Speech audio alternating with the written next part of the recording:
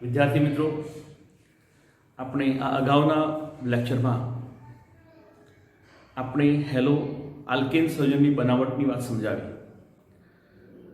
આ પ્રશ્નમાં છેલ્લા બે પ્રશ્નો ખૂબ મહત્વના હતા, જે પરીક્ષામાં અવારનવાર પૂછાય. પહેલી પ્રક્રિયા હતી ફ્રિંકલસ્ટેન, જે મહત્વની પ્રક્રિયા કહું છું તમને, અને બીજી છે શ્વાર્ટ્ઝ પ્રક્રિયા. ફ્રિંકલસ્ટેન પ્રક્રિયાની જો સામાન્ય વાત કરું તો ક્લોરો અને બ્રોમો આલ્કેનમાંથી આયોડો આલ્કેન બનાવવાની પ્રક્રિયા છે. આપણે આ પ્રક્રિયામાં ક્લોરો આલ્કેન અથવા બ્રોમો આલ્કેનને શુષ્ક એસિટોનની હાજરીમાં સોડિયમ આયોડાઇડ સાથે પ્રક્રિયા કરીશું તો આપણને ક્લોરો આલ્કેન અથવા બ્રોમો આલ્કેનમાંથી આયોડો આલ્કેન બનતો હોય છે. ટૂંકમાં હેલોજન વિનિમય, એટલા માટે એને હેલોજન વિનિમય તરીકે ઓળખીએ છીએ. તો ઉદાહરણ તરીકે CH3CH2 Cl પ્લસ NaI શુષ્ક એસિટોન. આપણે શુષ્ક એસિટોનની હાજરીમાં પ્રક્રિયા કરીશું તો આયોડિન ક્લોરીનનું વિસ્થાપન કરશે અને ક્લોરીન આયોડિનના સ્થાન પર જશે અને જ્યાં પડશે આપણને CH3CH2I પ્લસ NaCl. વિદ્યાર્થી મિત્રો, એક મહત્વની વાતની ચર્ચા અમે આમાં કરી હતી કે આ પ્રક્રિયાથી જે સોડિયમ ક્લોરાઇડ બને અથવા તો બ્રોમો ગ્રુપ હોય તો સોડિયમ બ્રોમાઇડ બને, એ અવક્ષેપિત થાય છે અને માટે લ શટરીયરના નિયમ પ્રમાણે પ્રક્રિયા પુરોગામી દિશામાં દોડે અને નિપજ મળતી હોય છે. બીજી પ્રક્રિયા આપણે એને ફ્રિંકલસ્ટેન બોલીએ છીએ, ફ્રિંકલસ્ટેન પ્રક્રિયા. અને બીજી પ્રક્રિયા છે શ્વાર્ટ્ઝ પ્રક્રિયા. ક્લોરો અને બ્રોમો આલ્કેનમાંથી ફ્લોરો આલ્કેન બનાવવાની પ્રક્રિયા. આપણે કેટલાક ધાત્વીય ફ્લોરાઇડ સંયોજનો જેવા કે AgF, Hg2F2, આ ઉપરાંત COF2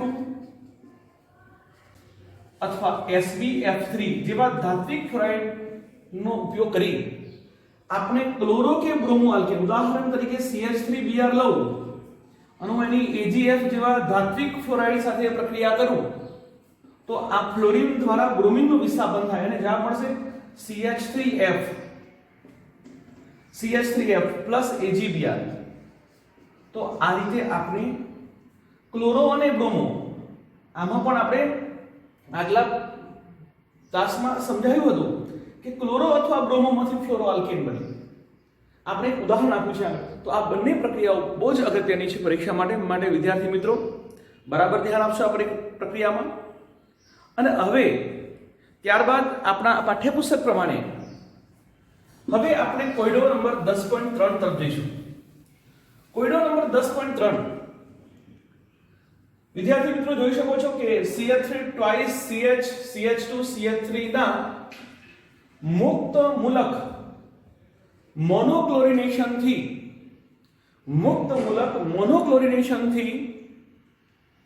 બનતા બધા જ સંઘટકોને ઓળખો.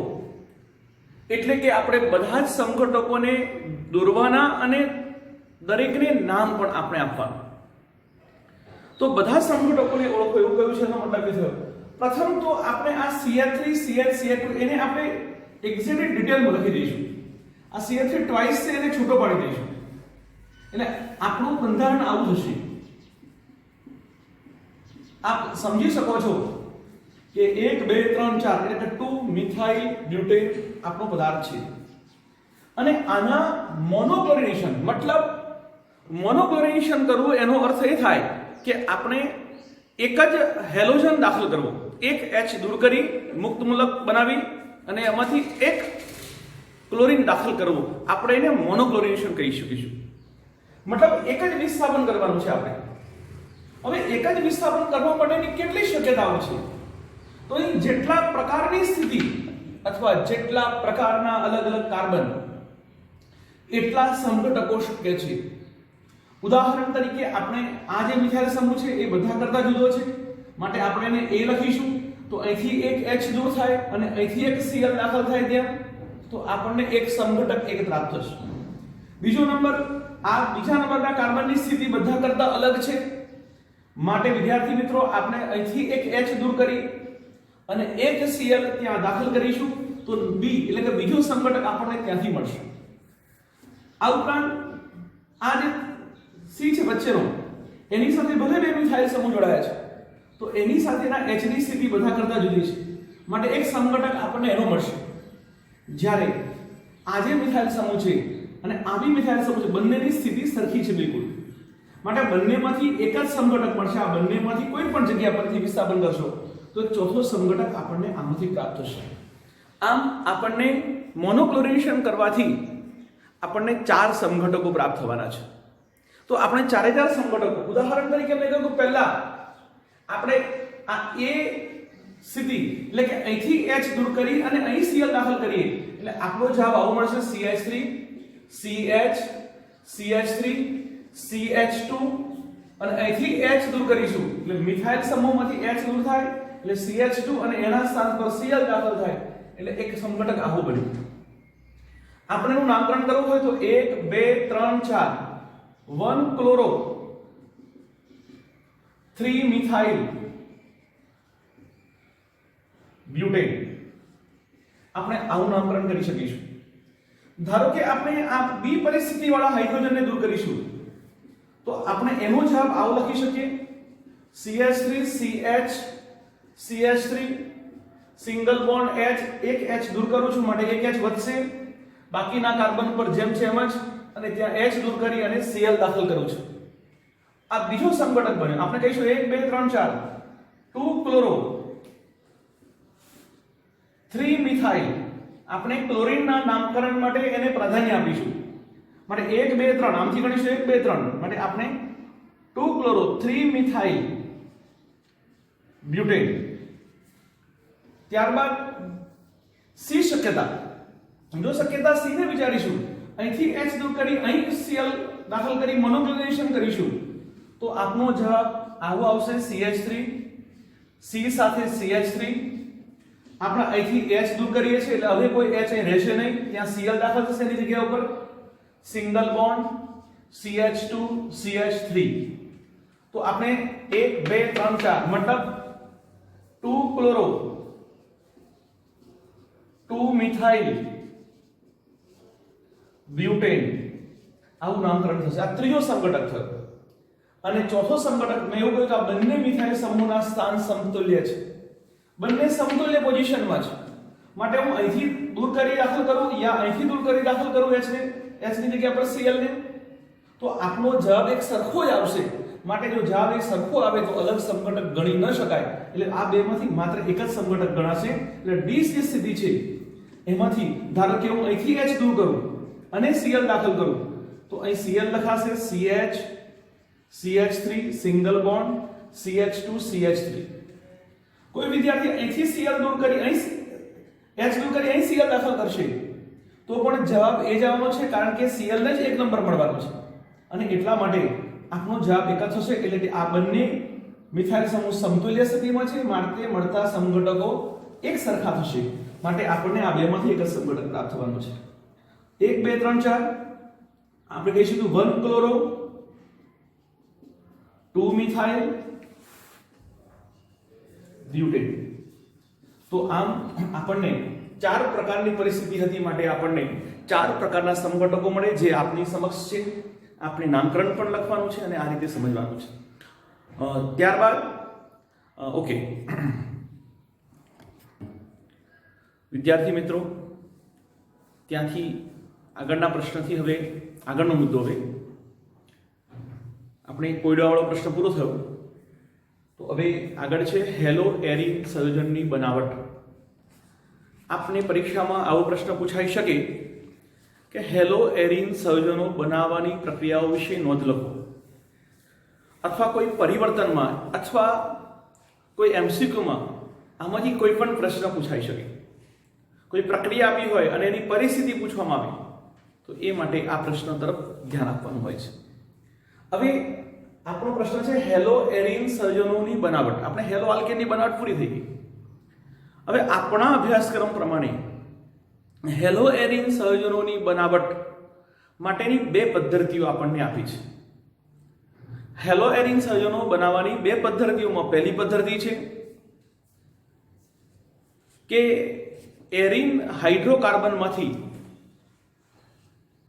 ઇલેક્ટ્રોન અનુરાગી વિસ્થાપન પ્રક્રિયાઓ દ્વારા, એટલે કે હેલો એરિન જે સંયોજનો છે એમાં હેલો એરિન સંયોજનો બનાવવા માટે જે એરિન હાઇડ્રોકાર્બન છે એની આપણે ઇલેક્ટ્રોન અનુરાગી વિસ્થાપન પ્રક્રિયાઓ દ્વારા આપણે હેલો એરિન બનાવી શકીએ.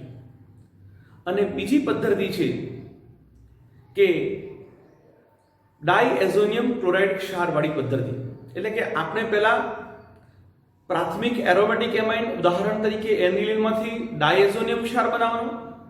આનું વિસ્તૃતમાં વર્ણન 13મા યુનિટમાં છે, પણ અત્યારે આપણે એનો ઉપયોગ કરવાના છીએ. તો પહેલા આપણે એનું ડાયએઝોડાઇઝેશન કરવાનું, અને ડાયએઝોડાઇઝેશન કર્યા પછી આપણે એની સેન્ડમેર પ્રક્રિયા ક્યુપ્રસ હેલાઇડ, ક્યુપ્રસ ક્લોરાઇડ અથવા ક્યુપ્રસ બ્રોમાઇડ સાથે પ્રક્રિયા કરીશું. તો આપણને એનો જવાબ મળશે, આપણને ટૂંકમાં હેલો આલ્કેન હેલો એરિન સંયોજનો આપણને પ્રાપ્ત થશે. તો આ બે પદ્ધતિઓ આપણા અભ્યાસક્રમમાં છે. તો આપણે પ્રથમ પદ્ધતિની વાત કરીશું પહેલા. તો પ્રથમ પદ્ધતિ છે કે હાઇડ્રોકાર્બન સંયોજનોમાંથી ઇલેક્ટ્રોન અનુરાગી વિસ્થાપન દ્વારા, પહેલી પદ્ધતિ આપણે એરોમેટિક સંયોજનોમાંથી અથવા એરિન હાઇડ્રોકાર્બનમાંથી પણ લખી શકો તમે. એરોમેટિક સંયોજનોમાંથી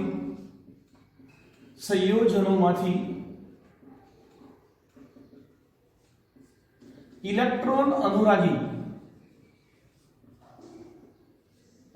વિસ્થાપન પ્રક્રિયાઓ દ્વારા.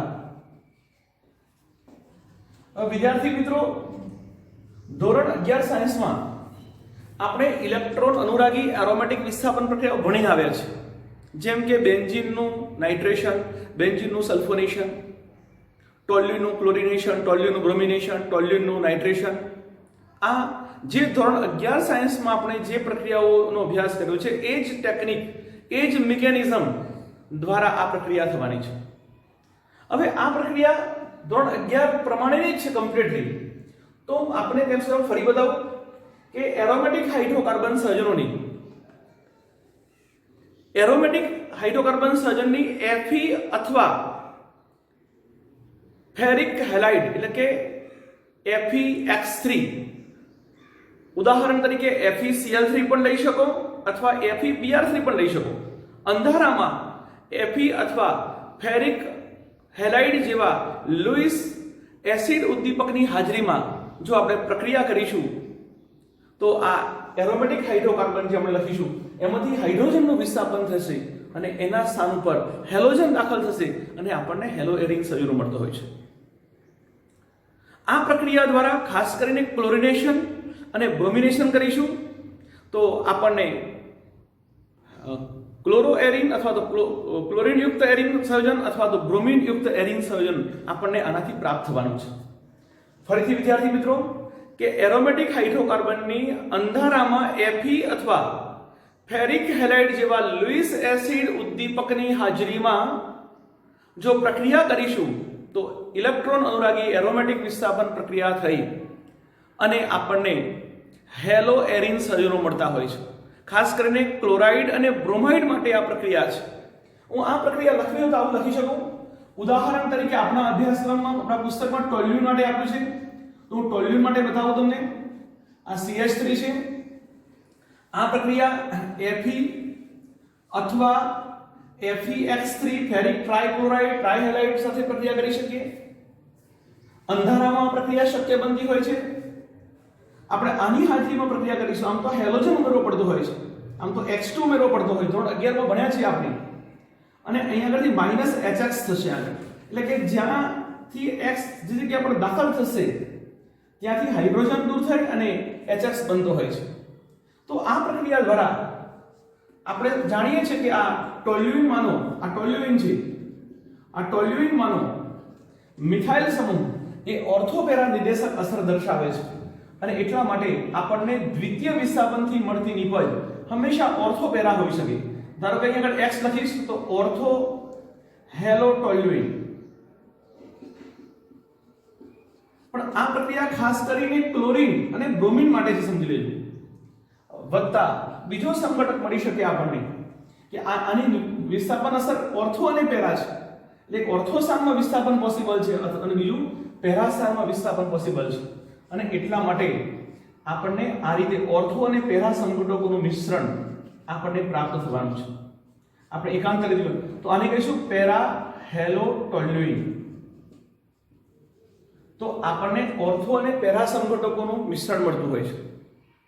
આ જે બંને સંઘટકો છે ઓર્થો અને પેરા, બંનેના ઉત્કલન બિંદુ વચ્ચે વધારે સારો એવો તફાવત છે અને સારો તફાવત હોવાના કારણે આ બંને સંઘટકોને આપણે સરળતાથી અલગ કરી શકીએ છીએ. તો આ બંને સંઘટકો વચ્ચે ઉત્કલન બિંદુનો અને ગલન બિંદુનો તફાવત વધારે હોવાના કારણે આ બંને સંઘટકોને આપણે સરળતાથી અલગ કરી શકીએ છીએ. વિદ્યાર્થી મિત્રો, કે આ પ્રક્રિયા દ્વારા આપણે કહ્યું કે ક્લોરિનેશન અને બ્રોમિનેશન તો થઈ શકે, પણ વાત કરીશું હવે આયોડિનેશનની. કે ધારો કે આપણે આયોડો એરિન બનાવવો છે અથવા આયોડિન યુક્ત એરિન હેલો એરિન બનાવવો છે. તો આયોડિન યુક્ત હેલો એરિન બનાવવા માટે આ પ્રક્રિયામાં આપણે આયોડિન સાથેની આ પ્રક્રિયા ખૂબ ધીમી છે, એટલે કે પ્રતિવર્તી પ્રક્રિયા છે. અને આ પ્રક્રિયા પ્રતિવર્તી હોવાના કારણે ઉત્પન્ન થતો જે HI છે પ્રતિવર્તી રિવર્સિબલ રિડક્શન છે. એટલે કે આ પ્રક્રિયામાં જેમ અહીંયા આગળ મેં કહ્યું HS બનશે, HCl અથવા HBr બનશે, તો એવી રીતે આ પ્રક્રિયા જો આયોડિન સાથે કરવામાં આવે તો પ્રક્રિયા ખૂબ ધીમી છે, માટે પ્રતિવર્તી છે. અને પ્રતિવર્તી હોવાના કારણે આ જે ઉત્પન્ન થયેલું જે HI છે જેમ HX બને છે એમ HI બનશે. તો એ HI ને પ્રક્રિયા મિશ્રણમાંથી દૂર કરવો, અલગ કરવો ખૂબ જરૂરી છે. કારણ કે આપણે તો નિપજ જોઈએ છે, પ્રક્રિયા રિવર્સિબલ પાછી આવશે તો મૂળ પ્રક્રિયકો પાછા મળી જશે, અને એવું ન થાય એટલા માટે આપણે આ HI નું વધારે આગળ ઓક્સિડેશન કરવા માટે HNO3, વિદ્યાર્થી મિત્રો યાદ રાખજો કે નાઇટ્રિક એસિડ અથવા HiO4 પર આયોડિક એસિડ જેવા ઓક્સિડેશન કર્તાઓનો ઉપયોગ કરી અને પ્રક્રિયા શક્ય બનાવવી પડતી હોય છે. તો આયોડિન સાથેની પ્રક્રિયા અથવા તો આપણે આ પ્રક્રિયામાં આયોડિનેશન કરવું હોય, પ્રક્રિયા ખૂબ ધીમી છે, માટે પ્રતિવર્તી છે. અહીં HI બને એને દૂર કરવો જરૂરી છે, અને એટલા માટે આ HI ને દૂર કરવા માટે ઓક્સિડેશન કરતાઓ જેવા કે HNO3 અથવા HiO4 જેવા ઓક્સિડેશન કરતાનો ઉપયોગ કરી એનું ઓક્સિડેશન કરી અને પ્રક્રિયાને પ્રતિવર્તી થતી અથવા તો પ્રતિગામી થતી અટકાવી શકીએ છીએ અને આપણી નિપજ પ્રાપ્ત કરી શકીએ છીએ. અને છેલ્લો મુદ્દો આ પ્રશ્નનો કે ફ્લોરિનેશન, ધારો કે આ પ્રક્રિયા દ્વારા ફ્લોરોબેન્ઝીન જોઈએ છે અથવા તો ઓર્થોફ્લોરોટોલ્યુઇન જોઈએ છે, તો યાદ રાખજો વિદ્યાર્થી મિત્રો કે ફ્લોરિનની પ્રક્રિયાશીલતા ખૂબ વધારે છે. ફ્લોરિન ખૂબ જ પ્રતિક્રિયાત્મક છે, અને ફ્લોરિન ખૂબ જ પ્રતિક્રિયાત્મક હોવાના કારણે આપણને આ પ્રક્રિયા દ્વારા ફ્લોરિનની જે નિપજ છે, ફ્લોરિન યુક્ત જે નિપજ છે એ પ્રાપ્ત થઈ શકતી નથી, કારણ કે એની પ્રતિક્રિયાત્મકતા ખૂબ જ વધારે છે. તો વિદ્યાર્થી મિત્રો, આપણને એક પદ્ધતિ બતાવી તમને, ત્યારબાદ બીજી પદ્ધતિ છે. બીજી આપણે હેલો એરિન સંયોજનો બનાવવાની બીજી પદ્ધતિ. હેલો એરિન બનાવવાની બીજી પદ્ધતિ છે એમાઇન સંયોજનોમાંથી સેન્ડમેયર પ્રક્રિયા દ્વારા. એમાઇન સંયોજનોમાંથી સેન્ડમેયર પ્રક્રિયા દ્વારા પણ આપણે હેલો એરિન સંયોજનો બનાવી શકીએ. હવે આ પદ્ધતિ શું હોય છે? તો વિદ્યાર્થી મિત્રો ધ્યાન આપશો, ખાસ કરીને ઠંડા અને મંદ ખનિજ એસિડમાં, એટલે કે ખાસ કરીને ખનિજ એસિડ HCl HBr એની વાત કરીશું. તો ઠંડા મંદ ખનિજ એસિડમાં ઓગાળેલા પ્રાથમિક એરોમેટિક એમાઇન ની સોડિયમ નાઇટ્રાઇટ એટલે કે NaNO2 સાથે પ્રક્રિયા થવાથી પહેલા તો આપણને એનો ડાયએઝોનિયમ ક્ષાર બનશે, બેન્ઝીન ડાયએઝોનિયમ ક્ષાર બનશે, અને આ બેન્ઝીન ડાયએઝોનિયમ ક્ષાર બનશે એની ક્યુપ્રસ હેલાઇડ, ખાસ કરીને ક્લોરીન અને બ્રોમિન માટે ક્યુપ્રસ ક્લોરાઇડ અથવા ક્યુપ્રસ બ્રોમાઇડ, ક્યુપ્રસ હેલાઇડ સાથે પ્રક્રિયા કરીશું તો આપણને આમાંથી હેલો એરિન, ક્લોરોબેન્ઝીન અથવા બ્રોમોબેન્ઝીન બનાવી શકાતું હોય છે. ફરીથી વિદ્યાર્થી મિત્રો, ઠંડા મંદ ખનિજ એસિડમાં પ્રાથમિક એરોમેટિક એમાઇન, ઉદાહરણ તરીકે એનિલિનને ઓગાળીશું, અને ઓગાળ્યા બાદ તેમાં સોડિયમ નાઇટ્રાઇટ ઉમેરીશું નીચા તાપમાને, આ પ્રક્રિયા 273 થી 278 કેલ્વિન તાપમાને થાય છે. નીચા તાપમાને પ્રક્રિયા કરીશું તો એમાંથી બેન્ઝીન ડાયએઝોનિયમ ક્લોરાઇડ ક્ષાર બનતો હોય છે અથવા તો બેન્ઝીન ડાયએઝોનિયમ ક્ષાર બનતો હોય છે. અને આ બેન્ઝીન ડાયએઝોનિયમ ક્ષારની તાજો બનાવેલો તરીત જ એનો ઉપયોગ કરવામાં આવતો હોય તો આ તાજા બનાવેલા ક્ષારની ક્યુપ્રસ હેલાઇડ સાથે પ્રક્રિયા કરવાથી આપણને હેલો એરિન સંયોજન પ્રાપ્ત થતું હોય છે. આ પ્રક્રિયાને આ રીતે દર્શાવી શકાય. ઉદાહરણ તરીકે પ્રાથમિક એરોમેટિક એમાઇન એટલે કે એનિલિન. આ એનિલિન એ પ્રાથમિક એરોમેટિક એમાઇનનું ઉદાહરણ છે. આપણે કહ્યું કે NaNO2 sodium nitrite plus HX આ ખનિજ એસિડ જ્યાં X બરાબર ખાસ કરીને Cl અને Br માટે છે. કોઈ પણ આવો ખનિજ એસિડ લઈ શકો તો આની હાજરીમાં પ્રક્રિયા કરીશું 273 થી 278 કેલ્વિન તાપમાને. આ પ્રક્રિયા વધારે ઊંડાણમાં યુનિટ નંબર 13 માં આપેલી છે આપણને. આમાં શું થશે? આ બે વચ્ચે પ્રક્રિયા થઈને નાઇટ્રસ એસિડ બનવાનું છે HNO2 અને એ આની પર હુમલો કરશે. પહેલા તો 2H દૂર થશે. આ 2H એક H આ ટૂંકમાં આ 2H અને આ એક H આ એક H આ અને 2H આ 4H અને 2 ઓક્સિજન એટલે -2H2 થશે. અને આ Na પ્લસ અને અહીંથી X માઈનસ એટલે -NaX બનશે. આ નાઇટ્રોજન આ 2H દૂર થયા એની સાથે બોન્ડિંગ કરી એ આ પ્રકારનો benzene diazonium N plus triple bond NX minus ક્ષાર બનાવશે. આને કહીશું બેન્ઝીન ડાયએઝોનિયમ હેલાઇડ ક્ષાર. Cl લખીશું તો બેન્ઝીન ડાયએઝોનિયમ ક્લોરાઇડ ક્ષાર કહીશું. તો આવો બેન્ઝીન ડાયએઝોનિયમ ક્લોરાઇડ ક્ષાર બનતો હોય છે. આ જે ક્ષાર છે આપણે એને વધારે વિસ્તૃતમાં યુનિટ નંબર 13 માં આવશે તો ત્યાં પણ એની ચર્ચા કરીશું. તો આપણે આ પ્રક્રિયામાં હજુ લખી શકીએ -2H2O. વિદ્યાર્થી મિત્રો મેં સમજાવ્યું -NaX આ Na plus X minus NaX એક H આ બીજા નંબરના 2H આ અને ત્રીજા નંબરનો H HNO3 બન્યો તો આ બેમાંથી અને એમાંથી આ H એમ કરતા આ રીતે 2H2 બનશે અને NaX છૂટો પડશે. તો એવી રીતે વિદ્યાર્થી મિત્રો કે આ રીતે બેન્ઝીન ડાયઝોનિયમ ક્લોરાઇડ ક્ષાર બનતો હોય છે અથવા હેલાઇડ ક્ષાર બનતો હોય છે. અને આ બેન્ઝીન ડાયઝોનિયમ હેલાઇડ ક્ષાર જે બન્યો એક ક્ષારનો આ તાજો બનાવેલા ક્ષારનું N plus triple bond NX minus એની ક્યુપ્રસ હેલાઇડ Cu2X2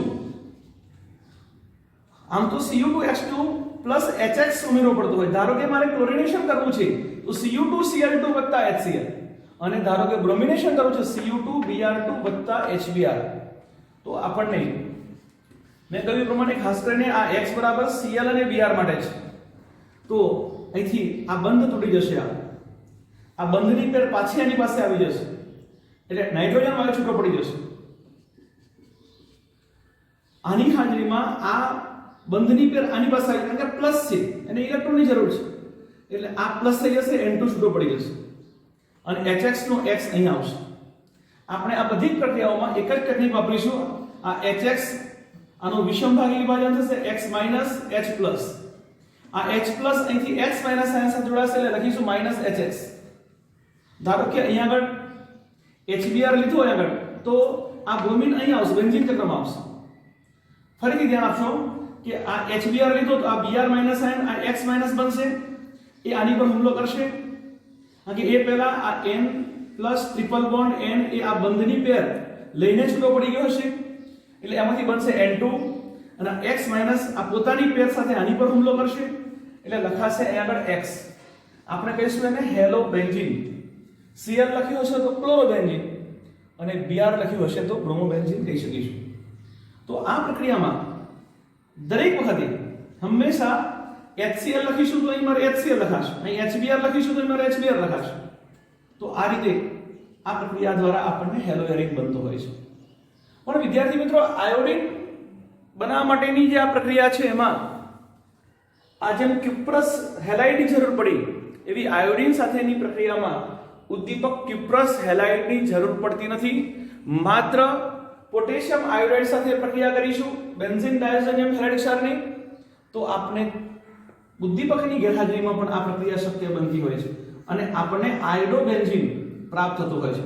ઉદાહરણ તરીકે N plus triple bond X minus આપણે આની પ્રક્રિયા KI સાથે કરીશું. તો જેમ આ બાજુ સમજાવ્યું, જેમ HX લઈ લેતા હતા એવી રીતે મારે KI લેવો પડશે. આગળ K બંધ I, આનું વિષમભાગી વિભાજન થશે એટલે I માઈનસ થશે, K પ્લસ થશે. આ K પ્લસ અહીંથી x માઈનસ n સાથે જોડાશે એટલે માઈનસ KX થઈ જશે. K plus x minus KX, અહીંથી આ બંધ તૂટશે, આ બંધની પેર નાઇટ્રોજન લઈ લેશે એટલે એમાંથી નાઇટ્રોજન વાયુ તટસ્થ થઈ જશે, નાઇટ્રોજન વાયુ બની જશે N2 ગેસ. ત્યારબાદ વિષમભાગી વિભાજન થયું એટલે આ કાર્બન પ્લસ થયો અને એટલા માટે આ પેર દ્વારા આયોડિન અહીં હુમલો કરશે અને એના કારણે આપણને આયોડિન મળશે.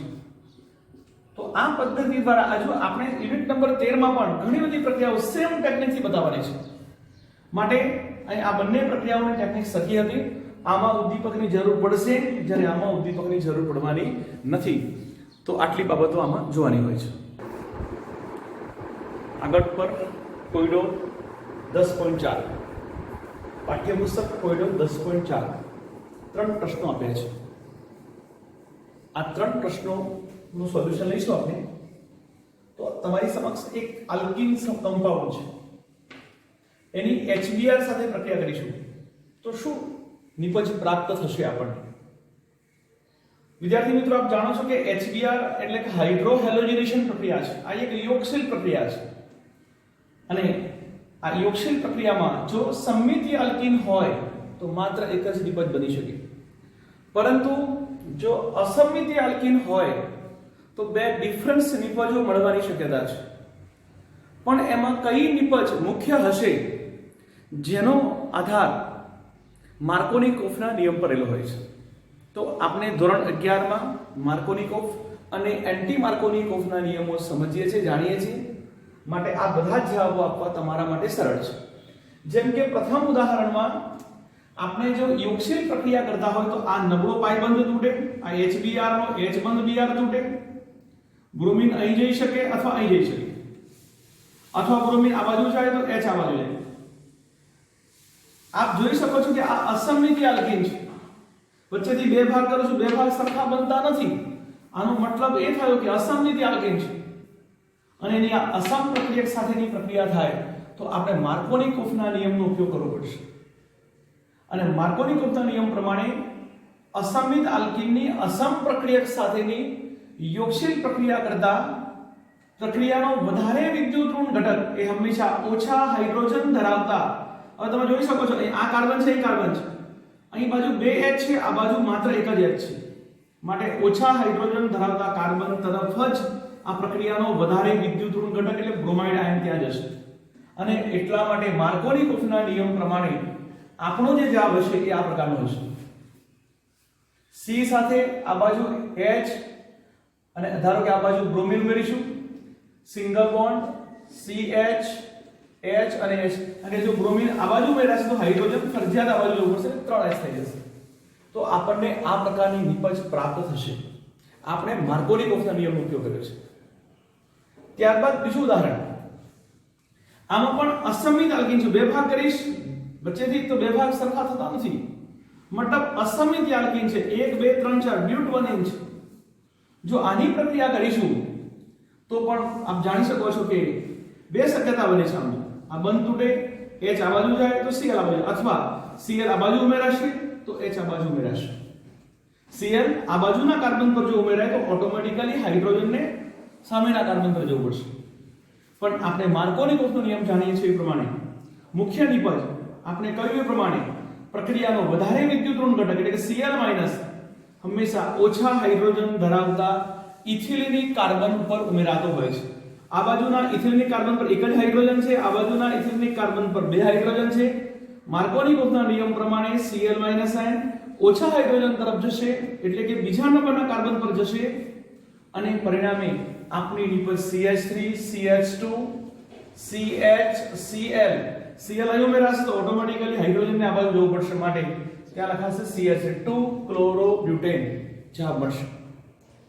ત્યારબાદ ત્રીજું ઉદાહરણ, આ પણ અસમિતીય આલ્કીન તમે જોઈ શકો છો. વચ્ચેથી ભાગ કરીશ, રિબન વચ્ચેથી ભાગ કરીશ, બે ભાગ સરખા નથી, મતલબ આ પણ અસમિતીય આલ્કીન છે.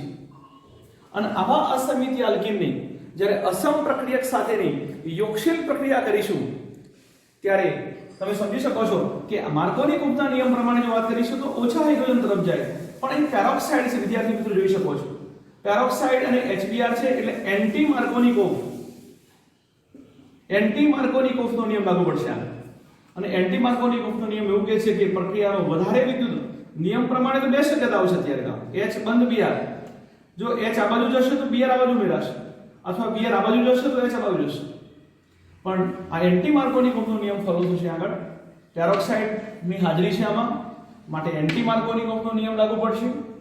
અને આ નિયમ પ્રમાણે પ્રક્રિયાનો વધારે વિદ્યુત ઋણ ઘટક એટલે કોણ? Br minus ion. આ Br માઈનસ આયન એ વધારે હાઇડ્રોજન તરફ જશે. આ બધામાં ઓછા હાઇડ્રોજન તરફ જતો હતો, પરંતુ આ એન્ટી માર્કોનિકોવ નો નિયમ છે માટે વધારે હાઇડ્રોજન તરફ આ બ્રોમિન જશે. એટલે કે આ કાર્બન પર બે હાઇડ્રોજન છે, આ મિથિલિન કાર્બન પર એક જ હાઇડ્રોજન છે, માટે આ Br માઈનસ આયન આ કાર્બન પર ઉમેરાશે. પરિણામે જવાબ આવો આવશે.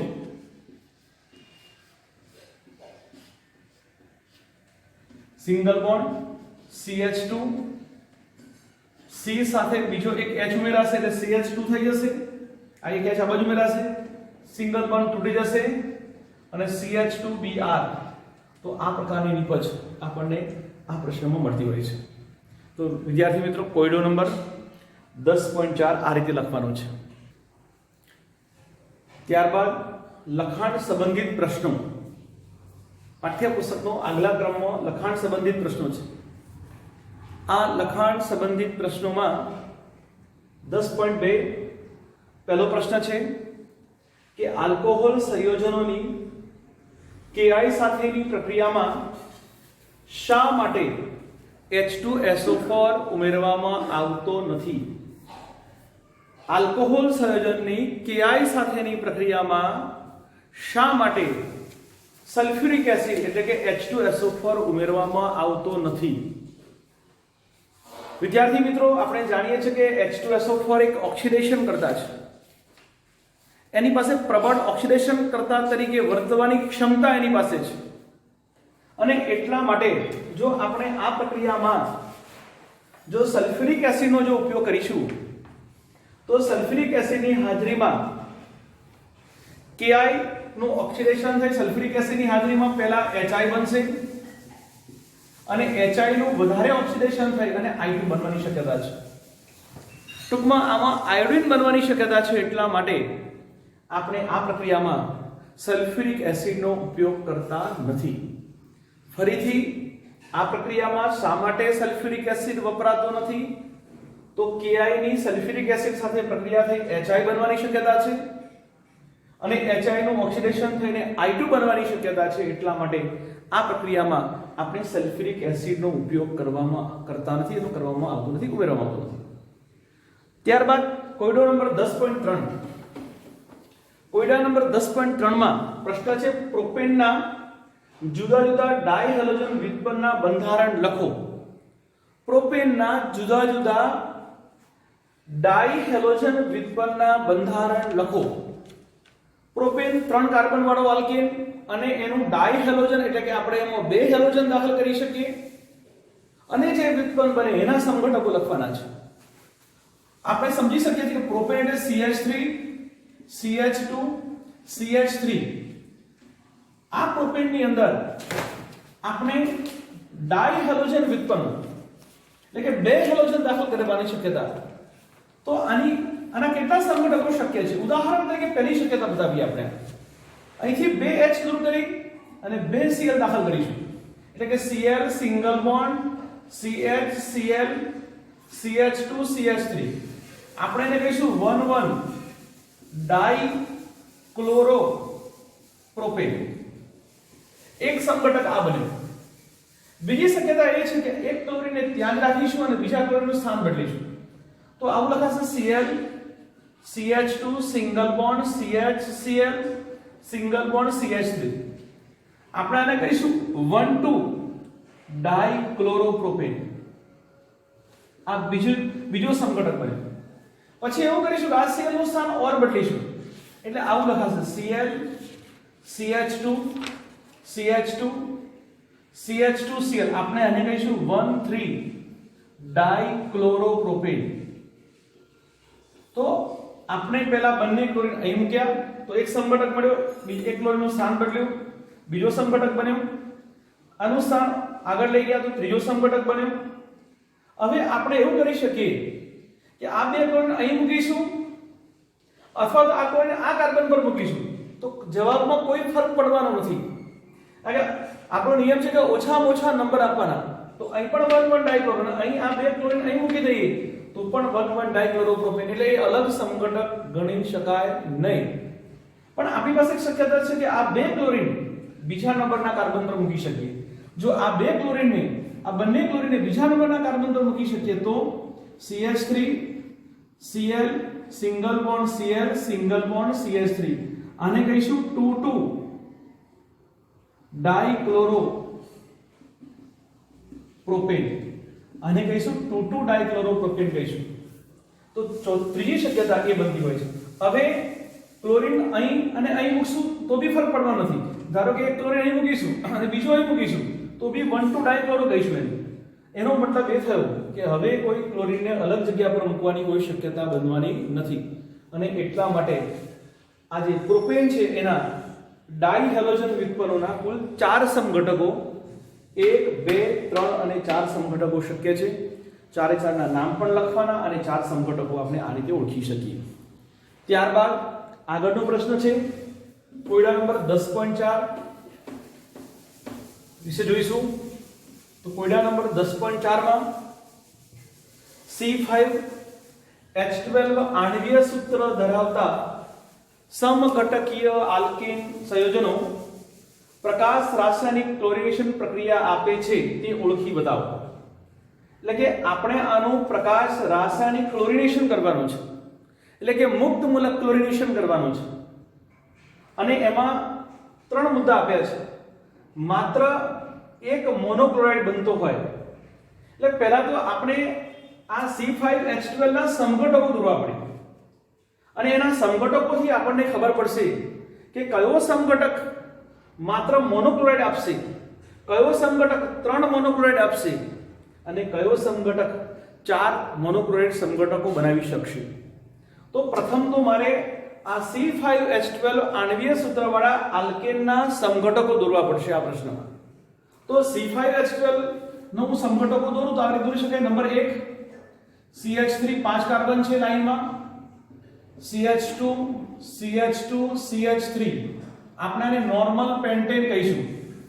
એક સમઘટક એનો આ થશે. બીજો સમઘટક ધારો કે આપણે આ સમૂહને ઉઠાવીને અહીં મૂકીશું, શાખા બનાવીશું તો આપણે એને આ રીતે લખી શકાય. આપણે એને કહીશું 2 મિથાઇલ બ્યુટેન. પછી ધારો કે આપણને એવું થાય કે આ મિથાઇલ સમૂહને ઉઠાવીને હજુ આગળ એક સ્ટેપ આગળ લઈ જઈએ, આ જગ્યા પર મૂકીએ, પણ આ જગ્યા પર મૂકશું તો બી 1 2 3 એટલે 2 મિથાઇલ બ્યુટેન જ કહેવાશે. એટલે એને અલગ સમઘટક ગણી શકતા નથી, કારણ કે અહીંથી આમથી ગણીશું તો બી 2 અને અહીં મૂકીશું તો બી 2 મિથાઇલ બ્યુટેન થવાનો છે. માટે આપણે એને અલગ સમઘટક ગણી શકતા નથી. તો આ મિથાઇલ સમૂહને આગળ મૂકવાની કોઈ શક્યતા નથી. આ મિથાઇલ સમૂહને પાછો અહીં મૂકી દઈશું તો પાછું નોર્મલ પેન્ટેન થઈ જશે. એટલે હવે મિથાઇલ સમૂહનું સ્થાન બદલી શકીએ એમ નથી. તો ત્રીજી શક્યતા એ છે કે આપણે આ મિથાઇલ સમૂહને આ કાર્બન પર મૂકી દઈએ તો CH3 single bond CH3 CH3 CH3 single bond CH3 તો છે પણ આ મિથાઇલ સમૂહને અહીં સ્થાન બદલી નાખવું એટલે અહીં મિથાઇલ સમૂહ આવશે અને અહીં આગળ હાઇડ્રોજન ઉમેરવો પડશે.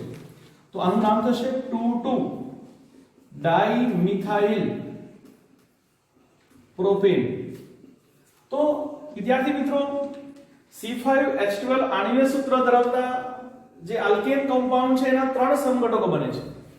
હવે આમાં પહેલો પ્રશ્ન માત્ર એક જ મોનોક્લોરાઇડ, માત્ર એક જ સમઘટક બનાવી શકે એવો કયો સંયોજન છે કે જે માત્ર એક જ મોનોક્લોરાઇડ બનાવી શકે? તો વિદ્યાર્થી ધ્યાન આપો કે જેમાં બધા જ પ્રકારના કાર્બનની પરિસ્થિતિ એક સરખી હોય, બધા જ સમતુલ્ય પરિસ્થિતિમાં હોય તો તમે ગમે ત્યાં જગ્યા પરથી H દૂર કરશો તો બનતો સમઘટક હંમેશા એક જ હશે. અને એવું તમે જોઈ શકો છો કે આ ત્રીજા નંબરનું જે ઉદાહરણ છે એ માત્ર આ ત્રીજા નંબરનું ઉદાહરણ છે માત્ર એક જ મોનોક્લોરાઇડ સંયોજન આપશે. કારણ કે આ કાર્બન પર 4 મિથાઇલ સમૂહનું સ્થાન સમતુલ્ય છે. 4 મિથાઇલ સમૂહમાંથી કોઈ પણ જગ્યા પરથી H દૂર કરું, ધારો કે અહીંથી H દૂર કરું અને બ્રોમિન દાખલ કરું તો 1 બ્રોમો 2 ડાઇમિથાઇલ પ્રોપેન કહેવાશે. કોઈ વિદ્યાર્થીને એવું થાય ચલો અહીંથી દૂર નથી કરવું, આપણે અહીંથી દૂર કરીશું CH2Br તો પણ 1 2 3 1 બ્રોમો 2 ડાઇમિથાઇલ પ્રોપેન. કોઈને એવું થયું ધારો કે અહીંથી નથી દૂર કરવું અને અહીંથી દૂર કરીશું તો પણ જવાબ એ જ આવશે 1 બ્રોમો 2 ડાઇમિથાઇલ. સેમ એવી જ રીતે અહીં દાખલ કરશો તો પણ જવાબમાં કોઈ ફરક પડવાનો નથી. મતલબ આનો એ થયો કે આ સંયોજનના મોનોક્લોરિનેશનથી માત્ર એક જ મોનોક્લોરાઇડ સંયોજન બનતું હોય છે. માટે આપણા પહેલા પ્રશ્નનો જવાબ થશે આ 2 ડાઇમિથાઇલ પ્રોપેન. એ આનો. ચલો પછી નેક્સ્ટ બીજો પ્રશ્ન છે 3 સમઘટકીય મોનોક્લોરાઇડ સંયોજનો.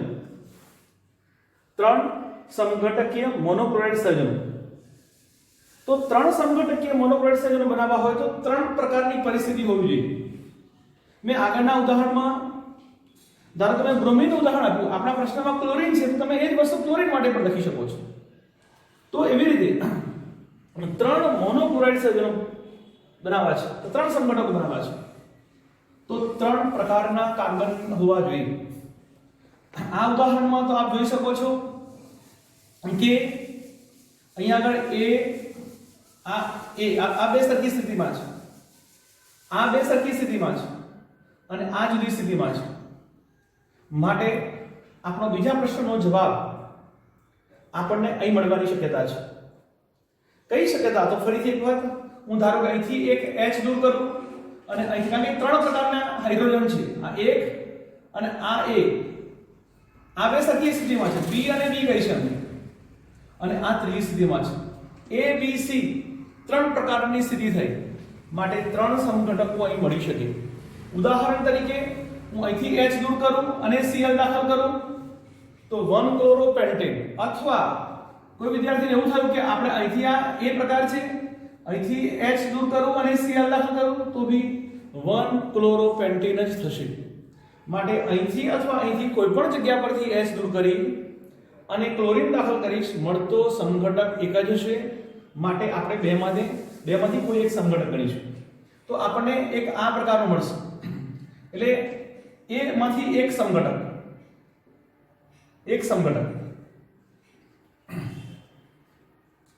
B પ્રકાર, ધારો કે B છે, અહીંથી H દૂર કરું છું અને Cl દાખલ કરું છું તો 2 ક્લોરોપેન્ટેન. પણ જો B પ્રકારનો બીજો કાર્બન છે આ બાજુ, જો હું ત્યાં પણ આવું કરું કે H દૂર કરીને Cl દાખલ કરું તો પણ આને પણ 2 ક્લોરોપેન્ટેન જ કહી શકાય. માટે હું અહીંથી દૂર કરું અથવા Cl દાખલ કરું અથવા અહીંથી H દૂર કરું Cl દાખલ કરું, જવાબ એક સરખો જ થયો. માટે એક જ સમઘટક. તો B પ્રકારના કાર્બનથી બીજો એક સમઘટક. અને એવી રીતે આ C પ્રકારનો કાર્બન છે એમાંથી જો H દૂર કરી અને Cl દાખલ કરું તો 1 2 3 અથવા 1 2 3 3 ક્લોરોપેન્ટેન. એમ આપણને C પ્રકારના કાર્બનથી ત્રીજો એક સમઘટક મળશે. કુલ 3 સમઘટકો આપણને પ્રાપ્ત થશે. કારણ કે 3 પ્રકારની પરિસ્થિતિ હતી માટે 3 પ્રકારના સમઘટકો મળ્યા. તો આપણો બીજો જવાબ છે 3 સમઘટકીય મોનોક્લોરાઇડ સંયોજનો.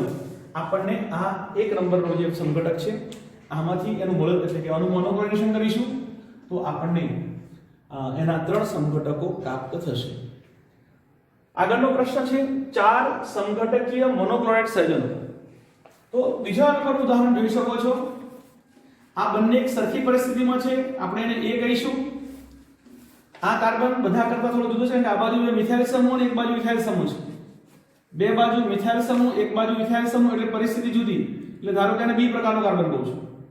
આ કાર્બનમાં એક બાજુ મિથાઇલ સમૂહ, બીજી બાજુ આઇસોપ્રોપાઇલ સમૂહ એટલે આની પરિસ્થિતિ જુદી બીજા કરતા એટલે C પ્રકારનો. અને આ ચોથો કાર્બન પણ તમે જોઈ શકો છો કે અલગ પ્રકારનો છે. માટે અહીં 4 પ્રકારની પરિસ્થિતિ માટે આપણે 4 અલગ અલગ મોનોક્લોરાઇડ સંયોજનો બનાવી શકીએ. જેમ કે અહીંથી H દૂર કરું અને Cl દાખલ કરું અથવા અહીંથી H દૂર કરું અને Cl દાખલ કરું, સમઘટક એક જ હશે. માટે આપણે એને આવું લખી શકીએ 1 ક્લોરો 2 મિથાઇલ બ્યુટેન. એટલે આનો એક સમઘટક. જેમ કે અહીં H દૂર કરું અને Cl દાખલ કરું તો આપણે એને કહીશું 2 ક્લોરો 2 મિથાઇલ બ્યુટેન. તો આ બીજો સમઘટક થયું. તો A પ્રકારના કાર્બનમાંથી એક બી પ્રકારના કાર્બનમાંથી એક, સી પ્રકારના કાર્બનમાંથી એક અને ડી પ્રકારના કાર્બન, ટોટલ 4 સંઘટકો બનવાના છે. તો જેમ કે 2 ક્લોરો 2 મિથાઇલ બ્યુટેન, સેમ એવી રીતે ધારો કે અહીંથી H દૂર કરું છું અને Cl દાખલ કરું છું તો આપણે આને કહીશું 2 ક્લોરો 3 મિથાઇલ બ્યુટેન.